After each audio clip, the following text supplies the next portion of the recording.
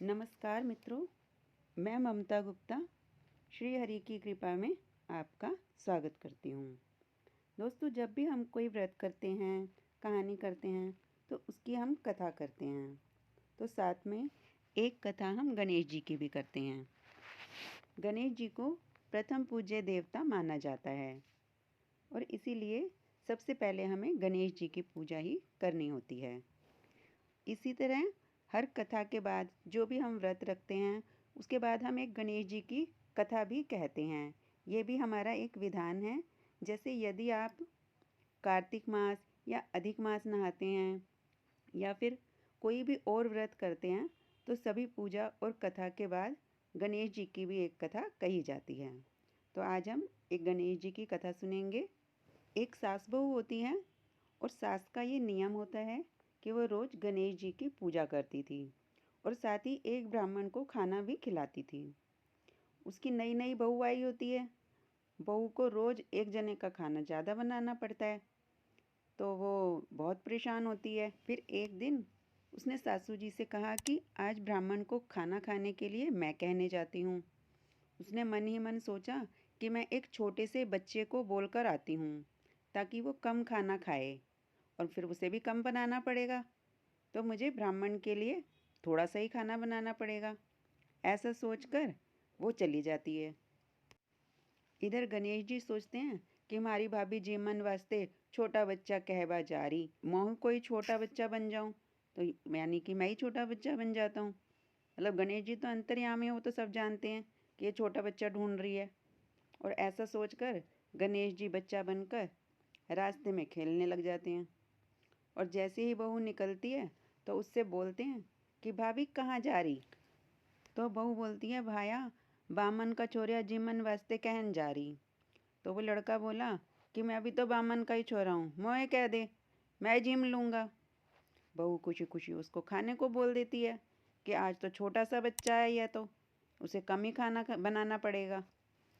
अब वो घर जाके सासू जी से कहती है कि माँ साहब, रास्ता में बामन का छोरा मिल गया था, मैं तो उन्हीं नहीं कह आई।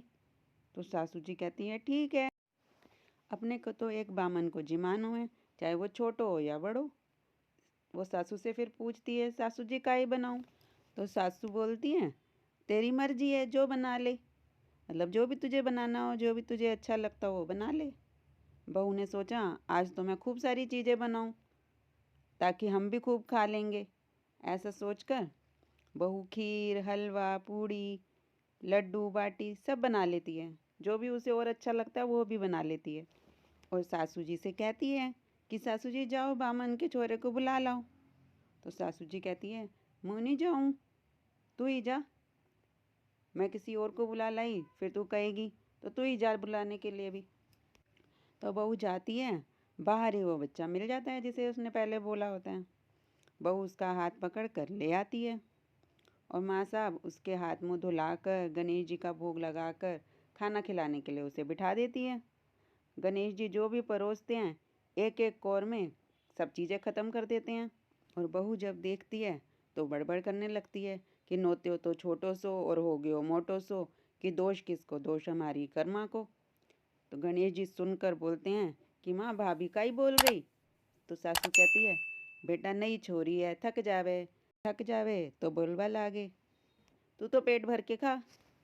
और फिर गणेश जी तो और खाने लगते हैं, खूब पेट भर के सारी चीज़ें खाते हैं। वो सारी खीर, सारा हलवा, पूड़ी बाटी सब खा जाते हैं, कुछ भी नहीं बचता। और वे फिर इधर उधर देखते हैं क्योंकि उनका पेट ही नहीं भरा होता। फिर उनकी नज़र जो है छिक्के की तरफ जाती है। फिर वो पूछते हैं माँ से कि माँ छिक्के पर क्या रखा है। तो फिर माँ कहती है कि कल की बची हुई राबड़ी रखी हुई है ठंडी। फिर गणेश जी कहते हैं माँ वो भी परोस दे। और बहू तो उधर चिड़चिड़ा जाती है और वो तो उसको और वो बहुत गुस्सा आ रहा होता है कि मैंने तो ज़्यादा चीज़ें बनाई थी कि हम भी खा लेंगे और ये तो बिल्कुल भी नहीं बचा, जितना पहले बचता था वो भी नहीं बचा हमारे लिए। वे बहू चिड़चिड़ा के और अपने कमरे में जाकर सो जाती है।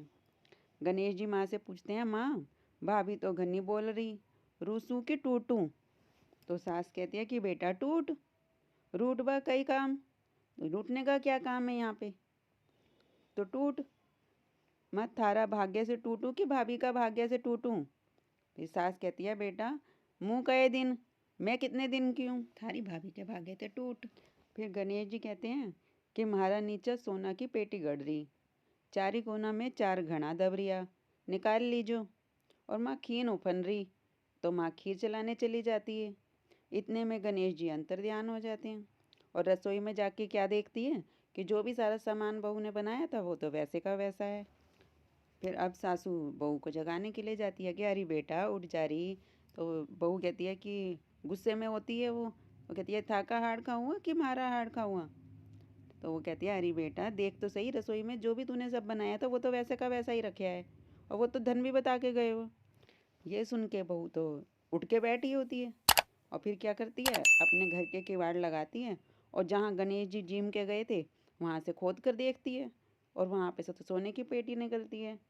फिर चारों कोने में भी खोद के देखती है तो वहाँ पे भी खूब धन निकलता है। फिर तो बहू सासू जी से कहती है कि अब तो आप चाहे भले ही अब 5 पंडित बुला लो, अब मैं कुछ भी नहीं कहूँ, मैं तो खूब रोटियां बना लूँगी। तो हे गणेश जी महाराज, जैसा उन सास बहू पे टूटे हो ऐसे सब पे टूटे हो। कथा अधूरी हो तो पूरी कर वो, और ना पूरी हो तो मान कर जो।